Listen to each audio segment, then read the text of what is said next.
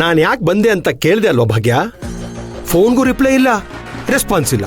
ಅದಕ್ಕೆ ನಾನೇ ಪ್ರತ್ಯಕ್ಷವಾಗಿ ಬಂದ್ಬಿಟ್ಟೆ. ಅರೆ ಸರ್, ಅರೆ ಸರ್, ಅರೆ ಮೇಡಮ್, ನೀವು ಇಲ್ಲಿ? ನಾನು ಯಾವತ್ತೂ ಕೆಲಸನ ಅರ್ಧಕ್ಕೆ ಬಿಟ್ಟೋಗೋದಿಲ್ಲ.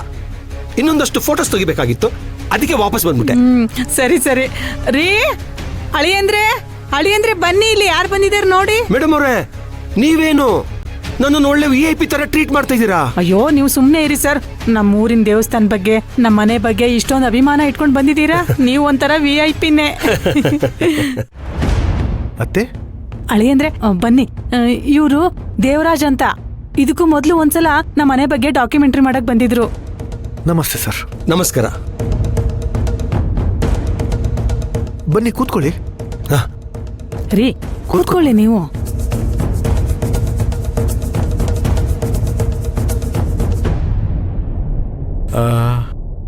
ನೀವು ಮೊನ್ನೆ ದೇವಸ್ಥಾನದಲ್ಲಿ ಸಿಕ್ಕಿದ್ರಿ ಅಲ್ವಾ? ಹೌದು ಸರ್, ದೇವಸ್ಥಾನ ಎಲ್ಲಿರುತ್ತೋ ಅಲ್ಲಿ ನಾನಿರ್ತೀನಿ.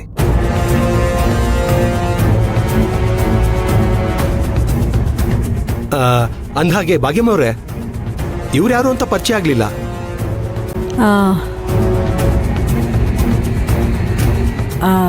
ಇವರು ನನ್ನ ಮಗ ಸೂರ್ಯ. ಓ, ಪರವಾಗಿಲ್ವೇ, ಡಿಫ್ರೆಂಟ್ ಆಗೇ ಇದೆ ಕತೆ.